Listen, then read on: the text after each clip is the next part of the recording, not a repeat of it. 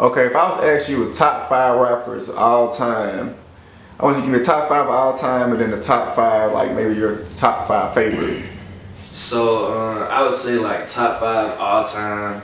I feel like me like being generation like in the generation of I guess classified as a young nigga, you feel me? Like it would be so cliche for me to sit here and say big, you know what I'm saying?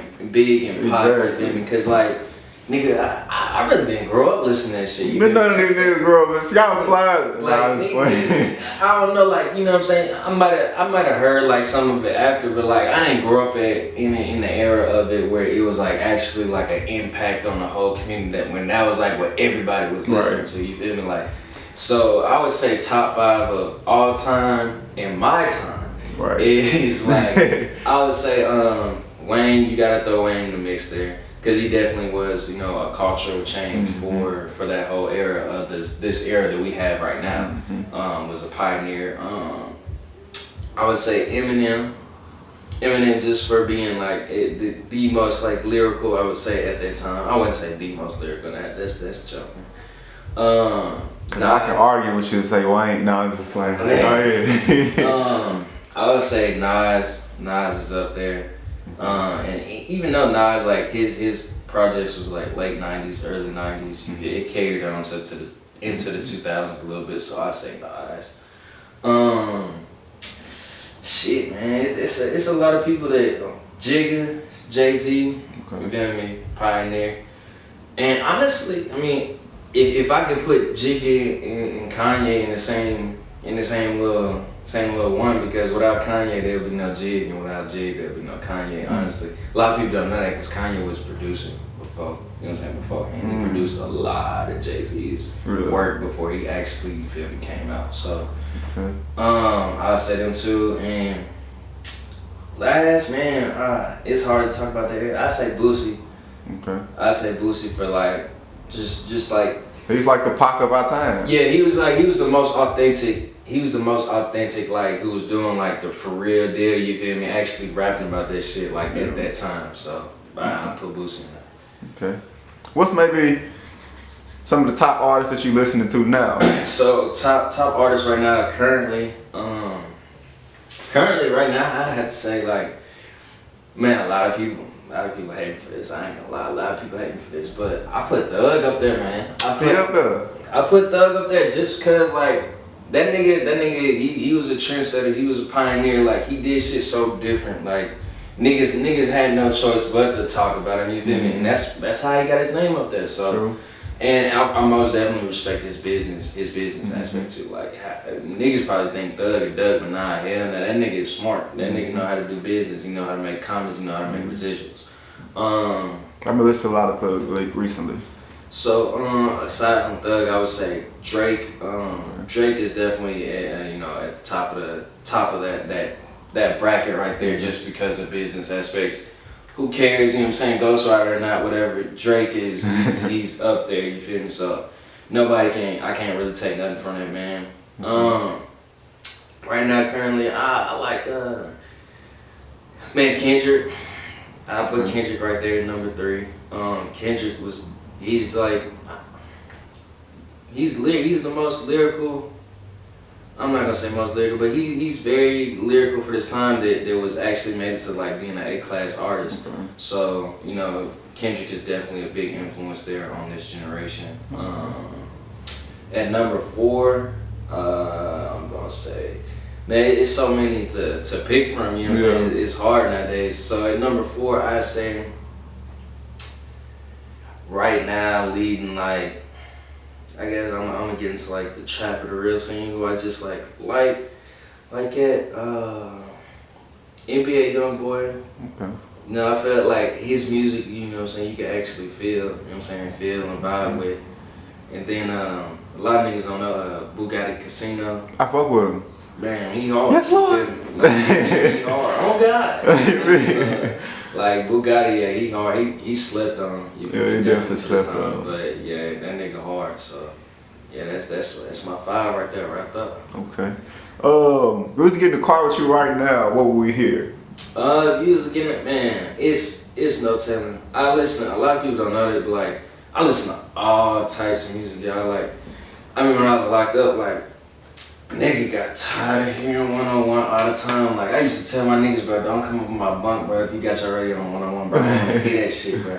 Nigga, that's all you, because they play the same shit all the motherfucking time. So I started listening to different shit, you feel me? Like, I'm on 106.7, you feel me? Listening to, like, the little pop shit. I'm on 102.9 The Rock, you feel me? Listening to rock shit. And you know what I'm saying? All different music, they all really just saying the same shit. They just telling their story different or in different tune. Like, music is music, period. You know what I'm saying? You don't gotta, it's just preference, my preference, you feel me? So, you know, I like all different type of shit. So if you was to get in the car with me, my playlist could go from A to Z. So that's just where it's at.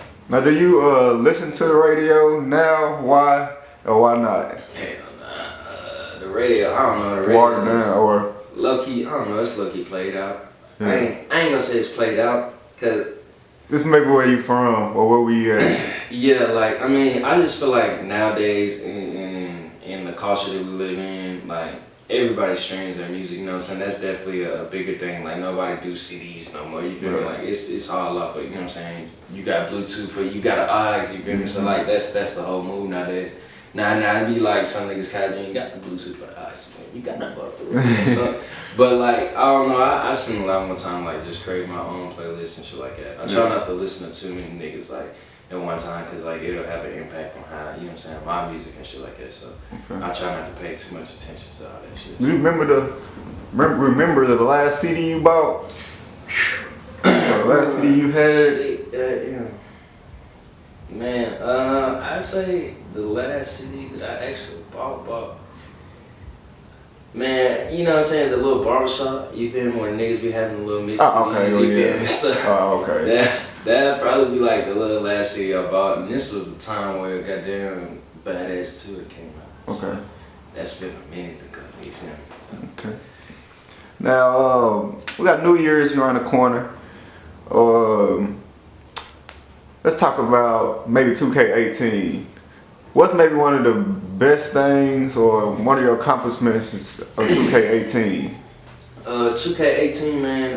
I feel like it was an up and down year. You feel me? It was a roller coaster. I feel like just like life, you know, life on life's terms. It's always like that. So 2K18, I say like my best accomplishments was I own 3 cars.